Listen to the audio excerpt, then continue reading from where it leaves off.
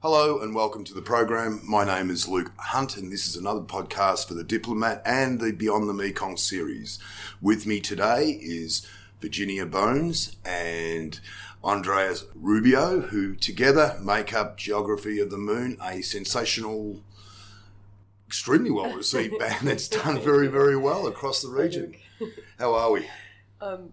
We're good. Great.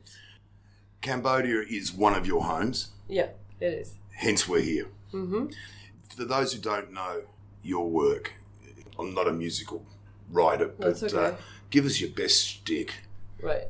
So we play alternative music, indie music, post-punk, with some sort of blues influences, and we do a lot of improvisation, so it gets a little psychedelic from times to times. What do you think?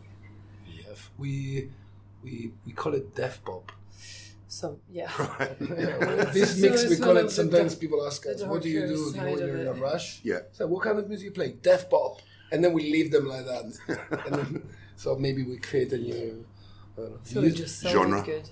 Yeah, I mean, we even if you listen to our new album, which is called Aberdeen Hiroshima, it's a mix of all of these genre and a mix of all our experiences. And Well, I've been to quite a few of your gigs, and there's a lot of different elements of other music in there. Blues, punk. I love the surf guitar riffs. Oh, yeah. And when you're performing, you're also arranging your songs for what's to come next. Some of them, yeah. And the audience is the test. Yep. Well, yes and no. I mean, we play what we feel. So I guess you could say the audience is a test. Like, but we never really thought about it like that. Mm-hmm. It's more like, okay, we're gonna play a gig. We do play some songs. There are songs that we've got arranged already, and we'll be playing them. You know, we know how to play them, so it's like, okay, let's play that song. It's recorded, we know how to do it. And sometimes we'll start playing some song and like deviate into something else, or just start playing something new altogether and then see where that leads. Right, so Yeah. So how did you two come together? My background reading says UK 2016. Yeah. You're French. I am. Andreas is Scottish, Italian. A good Glaswegian lad. aye, With a hell of an Italian accent. indeed. How did you pull it together? And you're married. We are. Yeah. Yes, Right. very Yeah. much. So we met in 2016. I was head chef in a really fancy restaurant / venue, And you were running events there. and I as was well. running one event a month, calling the weirdest and also same like kind of non-band, and I was always looking for an opener or someone else to play a gig, and I was looking for a pianist because we had a great baby grand piano Yeah, in the that was venue. nice actually. So I was like, I started looking for a pianist playing like sort of, indie tunes, and someone gave me Virginia's contact. Started from there. Yeah, she sent me some music. I was highly impressed. I was like, I couldn't believe that's, it's a recording. I want to see you live. So a couple of days later, I went to see a rehearsal. It was amazing, and then I kind of start playing with her band. Because I just started a band with So somebody she else. started a band with other people, And and we were then looking for more people to play with they us. asked me to so play. I that played, was- and then we played that gig together, like a week after, Yeah. 2 weeks after. It's great. One quick step back, because you mentioned you were working as a chef, but both of you trained as musicians, and you studied to be a conductor, which I kind of find kind of wild. And when I see the way you work the drums and all the other instruments, record while you're playing a gig, and then play that back while you're still playing that gig, it's quite something. Yeah, you need to keep. I mean, I studied classical music for years, so the metronome is part of my, is in my brain. So that's the most important thing, is to be tight. Then the rest is just practice, I think. And imagination as well. I mean, Yeah, of course. yeah, but you have to put all this together. Mm. It's because it's practice, but it's also knowing what you want to do with it. Also, we both do everything DIY. You know, like we do it. We record everything. We compose everything. So it's I don't know, the way we play sometimes live is it's very free. It's very free, but also it's related to how it's gonna come out in the record, if it's gonna come out in the record. Maybe that song would never. You saw us playing the other day. We did a couple of new songs. Yesterday as well. We did some probably you would never hear those songs again. You know, maybe the lyrics, some lyrics here and there, maybe some riffs here and there. Yeah. Some songs have changed so much. I mean, the way you work, it's reminds me of Frank Zappa in a sense. You know, sort of. Thank you. It's just that ability to get up and play music, create music, as opposed to offering a rendition of your latest album or, you know, trying to impress the crowds kind of thing. It's all part of it's a different experience. I usually when we play, I want to impress myself and Virginia actually. Right. Then the rest is kind of, I mean, it's for example, it's great when you play a gig like in Cambodia. We played in Phnom Penh. Half of the people that came to see us were friends. The other half, I didn't know them. It was great. And I don't know, when I started playing, the sound was great. We were having a great alchemy on stage. I was like, the rest could be empty or full of, could be 1,000 people or zero. I was having fun, you know. So right. But it's more like you know, you go on a trip with the music and you start playing and see where it takes you, and that's going to be the gig. And on top of that, when there's people dancing and singing your song back, that's great. It's nice. But we don't really plan like what we're going to do before we start. We never even do a set list. No, we do sometimes. Sometimes. We've started to be a bit more organized. After 1,000 gig, we started because then. sometimes you think, oh, well, what do we do now? But usually we'd be like, okay, we don't have a set list. We just get on stage and play, and because there's only two of us, it'd be like, oh, let's play this, or let's jump for a bit, and you know, yeah. You play all sorts of venues. Yep. Last night I saw you play at the opening of the Dina Chan that Gallery. was fun. Yeah, with the art, that was really good actually. And sometimes you've got big venues and small venues. Yep. But you do play a lot of concerts. So you've toured Japan, India, Cambodia. You consider one of your homes. Yeah.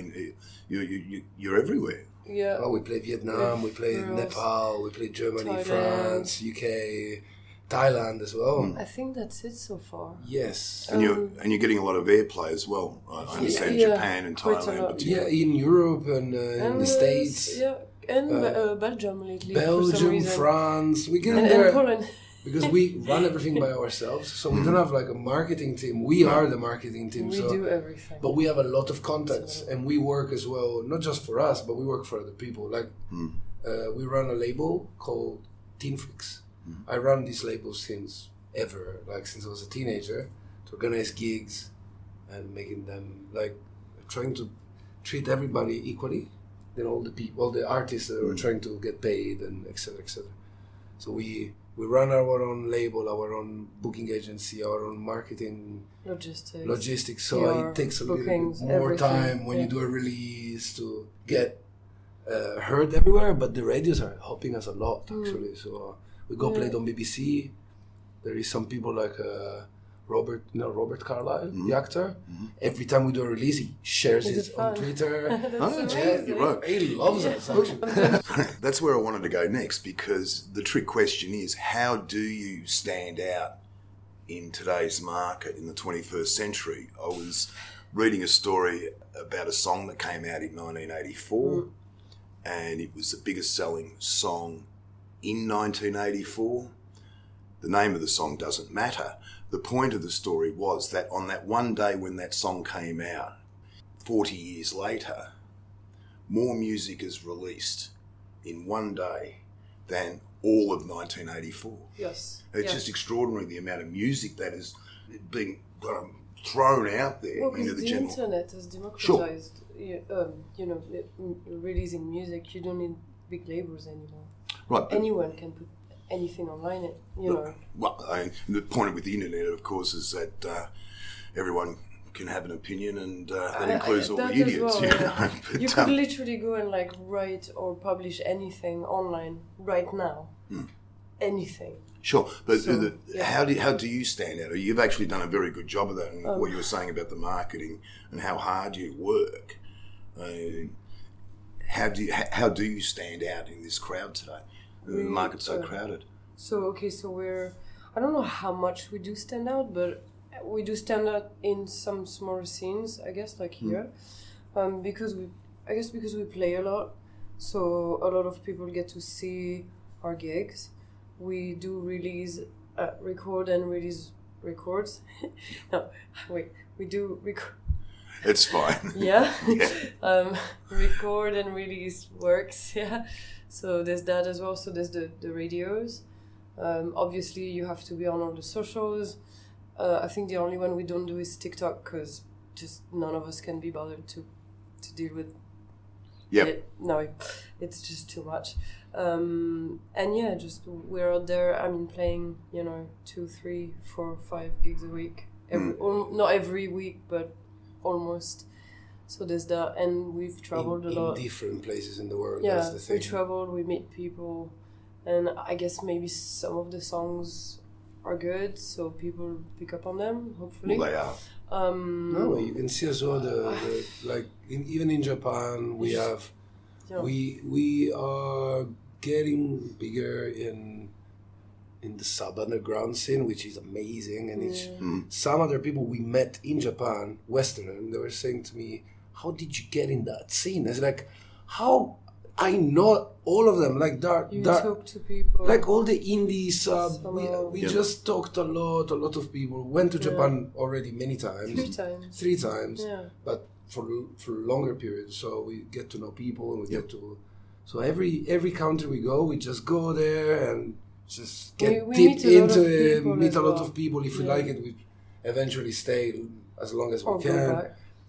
Or go back, and everywhere we go, we try to meet the cool people of the country. We try our best. Well, we often do, because as musicians, you get a different welcome, and you'll meet other musicians, and this is how, and that opens doors as well, because those musicians know other musicians, so that's already like, you meet someone, and then the whole scene will sort of be like open to you. You'll have to work it and be good enough, of course, but the emphasis is actually on playing live, as opposed to but relying on the self-marketing on the internet. It's both. It's both. You have to do both. I think we should maybe do more marketing, because playing all these gigs is also exhausting.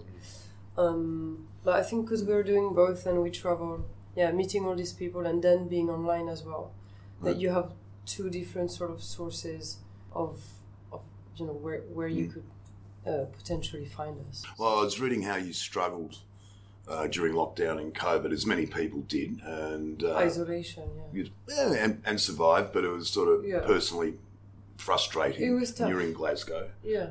Do you have a grand plan, or are you kind of still recovering from COVID, in that a lot of people came out of that period, and you've got to play catch up, you've got to do things, or you just sort of like, the show's back on the road and we'll keep it on the road? Do you mean mentally or work-wise? Both.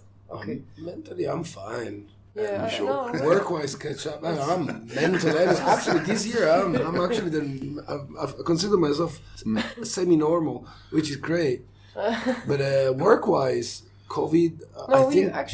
COVID was an opportunity for us to stop somewhere, have time to press a record and distribute it ourselves. Market it like crazy, and we listen to So it was a good time for. We go played on BBC Music that year and a half on COVID. Yeah, because we had a lot of people think, but which agency did you use? We said, there's no agency, man. You just listen to the radio all day, and you get to know the presenter. And then, hustle. And then you might get a lot of, rejection and a lot of but we had a lot of good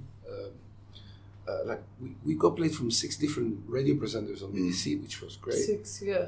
We worked hard. I mean, literally, I was listening to the BBC Scotland as well. BBC Scotland first, right. And then BBC 6. We got played on Iggy Pop's show. We got played on Tom Robinson's show. But no, we did use all the time we had during COVID to do things we don't have time to do when we're touring constantly. So that was good. Mentally, it was really hard though. Yeah. It was for me. There was no inspiration. I wrote 1 or 2 songs towards the end of the lockdown. I wrote The Unraveling. The last month or something like that, and then we didn't really write that much, but we did a lot of admin and talking to people and pressing a record took it took 6 months to press that record, but we distributed it, so that was as well sold out, and that was also a good way, I think, to get noticed by some people who are really into vinyl records. Yep. Especially in the UK. There's a lot of collectors, so I think a lot of people discovered us there because of that. So that was actually a step up. But mentally it was really hard. But I think we're okay now. Getting there. Judging by the crowds and the reception you've had since you've been back in Cambodia, you're doing quite well. Yeah, try to keep ourselves, good. Doing okay. Yeah. How much time are you spending in the studio these days? Recording, now that you're out of COVID, you're on the road all the time. It's a difficult thing to We have our own mobile studio. Right. Well, we take our things with us. So the last album, it's been like recorded and mixed in the last 12 months. It's here, there, and everywhere. Yeah, so it's been. We started recording like one of the songs, which is the last track. Is the only song I wrote in 1.5 years during COVID. Which is dedicated to Virginia. I did read somewhere that, were you complaining that you only wrote 4 songs during COVID?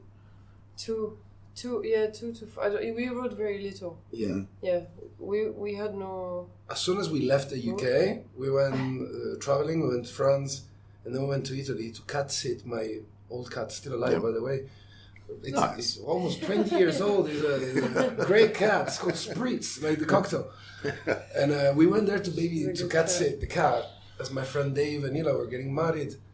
Went there, and in 4 days, we wrote an EP. We wrote 4 songs. Like 4 songs, one song a day, and even last night we wrote more songs last night than during COVID. Right.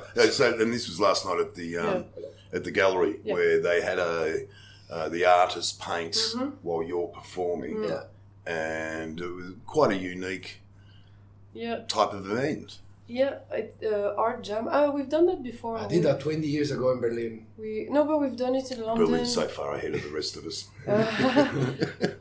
And then we've done it in London as well. Yeah, we did in London on. We were doing it on as we used to live on a boat in London. So we were in the Bohemian boaters community, artists, whatever. Okay. So we were doing some live painting and gigs on Village Bati. And do you remember? Yeah, no, but I remember that you did that. We did stuff with Anna.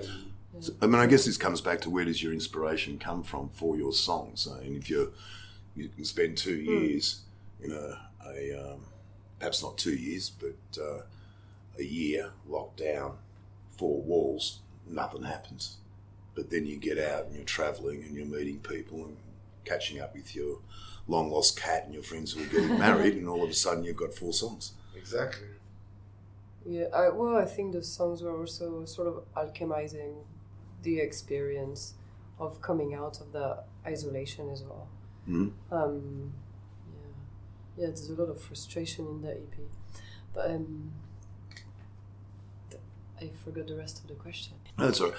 Where to next? I mean, what I'm driving at is that COVID knocked a couple of years out of everybody. Yeah. It takes a year or 2 to catch up to where you want to be. Yeah. And now you're standing on the platform. You're doing very well in airplay across this part of the world and in Europe and the States. Where are you heading over the next 12 months, 2 years? We are going to be in Cambodia for a while. We've got a tour lined up. We're going to be here until February. Then we have a festival in Thailand in February. And it's kind of unclear after that. But then we're going back to Japan again. April. And then we may go to Europe. But that's we can't. That's in progress. We don't really. know Yeah, yet. we go to Europe. We're waiting for some. We already had some gigs offer, but it's not acceptable. Some conditions are not acceptable, and we will go back to Europe just to visit family and come back to Asia. Why Cambodia? What's the whole attraction here in Phnom Penh for you? You've done very well here. I mean, you've got a hell of a following. Yeah. People are really into it. Well, there's that, and the fact that the scene, I think, because the scene is quite small, but it's very dynamic, and it's been really good for us because we can get gigs and people let us play whatever we want, and it works out. That's you know, Right. it's nice to be. It's good to be able to do that. That's why Cambodia. I mean, there is a lot of music, and it's good for musicians. It's been a favourite hangout for quite a few over the years. As a conductor, how many instruments do you play? Few. How many? Come on. 5, 4. You can touch any instrument and pretty much String? play it. Well, this is what scares me. Yeah. I'm as a conductor. I mean, it's like I'm a terrible drummer, but I can play for 2 No, hours. You're you know? good. I mean, I didn't study mainly I'm a guitar player. I can play bass, play drums.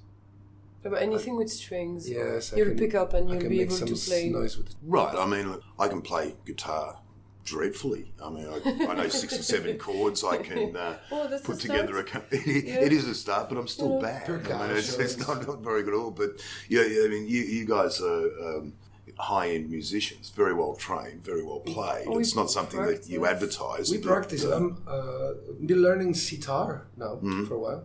Which is a traditional Cambodian Yes. instrument. No, this is like for the audience's sake. It's This is long strings. came as a gift from a friend. Yep. It's Bangladeshi sitar. It's been donated in Cambodia by an American friend. Thomas. Thomas, yeah. Okay, I know Thomas. Thomas Hoffenmeyer. Yes. So he was selling. He moved back to the States, I guess. Yeah, they've got he and his wife have his parents are getting old. So they moved there, and then he sold a lot of instruments. And then he was like, I told him, before you sell this, I want to try it. And he has an electric sitar. Went to try it. He said to me, "You're not gonna make any sound out of it."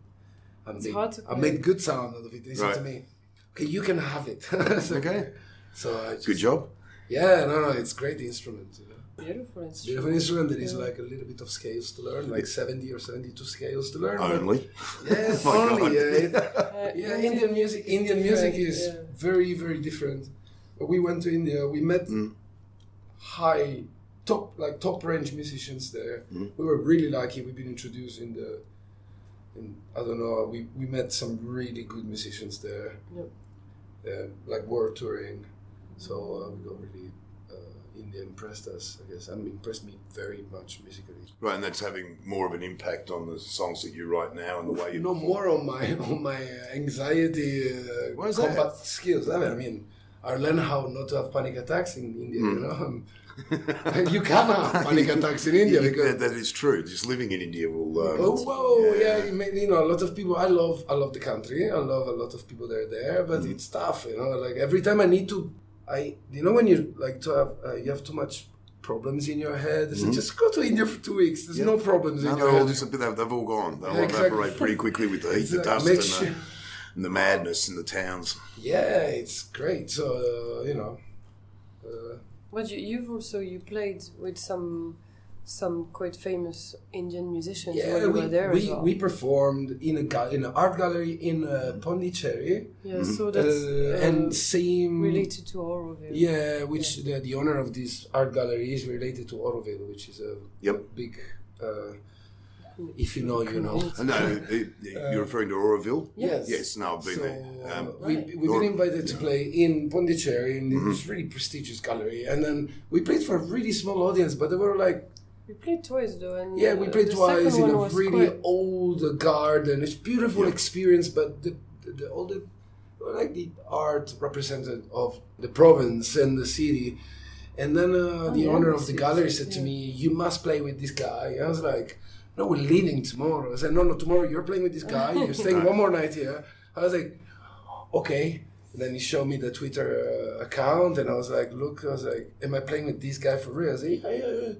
And then it turned out to be a really it's the son of Mr. Vinaya Kram, which is like a top 10 singers in India, which, you know. And of course, Pondicherry is the old colonial bastions, and Oroville is steeped in religious, I wouldn't say history, because it's actually a recent build back in the 60s and 70s. Yeah, but it's it has its own significance. It's an extraordinary place. It's really incredible, but, you know, it took us 3 days to get out of the house because they were celebrating Holi. Yeah, we went during Holi. It was just to get out of the guest house venue to take a coffee, which is like from here to where we were before. It's 45 minutes, man. Yeah. To do 20 meters, it took 45 minutes. Welcome to India. Yeah, exactly. It was quite shocking, but great experience musically. Given the range of gigs you play, I mean, like small galleries, big venues, what are your favourite concerts? I mean, you've been around long enough. How many gigs have you played? 1,000? We kind of lost count, but it's over 1,000. We've reached over 1,000 by now. Yeah. Maybe last month we reached 1,000 gig over 8 years, including 1.5 years without gigs because of COVID. What are the most memorable? For me, Paris. Oh, that was really good. We played at International midweek. Even Cambodian Space Project played there. Right. Like 10 years ago, 12 years ago. But it's different location actually. But we played there. That was a really. It was a Wednesday night. The owners were like, "We're not gonna be. It's gonna be okay night." Place was full. Place was rammed. Yeah. Gig downstairs because it was divided in 3 rooms. Downstairs it was the gig room. Upstairs it was 4 screens showing the gig downstairs, and outside speakers. It's very well organized. It was really organized. It was full of people, and we played in front of 99.9 French strangers. There was Virginia's mom. It was great. That was great. One of the only parents that managed to see us live was her mom, so that's why it was special. For me as well, it was very special. And the rest was like maybe a couple of friends we met in Cambodia. Met Tokyo this year, Shibuya. We played Tokyo for Halloween, which was quite... Yeah, that was and we had some girls front row singing our songs, so I was like, oh, that's nice. And we didn't know these people, so that's even... The crowds in big venues don't seem to be the thing anymore. It's sort of... actually, it is. No, look, it's nice. Yeah. When you play in I'm not saying it doesn't exist. I'm just saying that... imagine like compared to kind of venues. Imagine Oscars as a... Oscars is a local music venue. Yeah. If you imagine Oscars as it's made with a stage and people, go there for the music. Right. But anyway, you go there for image. It's a proper live club. In Japan, most of the clubs that we played were proper live club. Yeah, with the crowd in front of you. Yep. And standing and paying $20 to come and see you, and that's my favorite gigs. You been any problems with I don't know, bad drunks, clientele, people who weren't? Oh, in Cambodia for sure. We've probably kicked a few people off the stage. I kicked people from stage because they wanted to touch our legs, for example. Yeah, that in Kampot once. It's a bit people creepy. who were trying to rub my legs a couple of times for sure. Freaky. It's okay, I got long feet. Sometimes you get people that will come and try to talk to you and have a conversation while you're singing or playing mid-song, and you think, can't you see I'm doing something right now? But clearly do, but they're oblivious to that, which is very strange. But it's funny, well. You think, what? How can't you see? Like, anyway, or people who are drunk and come around with their drinks, and you think, don't spill that on my gear. Sure. So you might kick people away a little bit. One gig I was at with while you were performing. I noticed you had a few issues with the microphones because in Cambodia, the electrics, none of it's grounded. Yeah. And the microphones, they heat up and they spark and they... Yeah, I did that yesterday actually. I had to put some... And I had to put my some shirt around the mic because I kept getting shocks. Yeah, and last week as well. Yeah. You have to wear shoes and, maybe keep your... mic on a stand and try not to touch. Sometimes you can't touch it. Yeah. Just the way it's all changed in that a lot of people playing a lot of small gigs, a lot of venues that aren't built for bands, they're not properly equipped. But you're out there. You've performed over 1,000 times, and now you're getting traction in Japan and India and right across the planet. Are you in South America? We're trying to. Yeah, I think we got some people listening to us in Brazil, which we found out on Spotify. We found out yesterday because you can see. No, we got played on in Mexico in the radio in Radio Ciudad de Mexico, which is national radio. We got played. Yeah, no, but I mean, when you look at the stats on Spotify, for instance, you see where people are listening to you, and Mexico played us on the radio, but. There were some people in Brazil, some people in Chile. Sometimes it's really random, and you think, how did these people find us? But that's the magic of social media platforms, I guess. Hashtags. The magic of hashtags. Yeah. It's taken over. Yeah. Well, you have to learn to navigate that, stuff as well.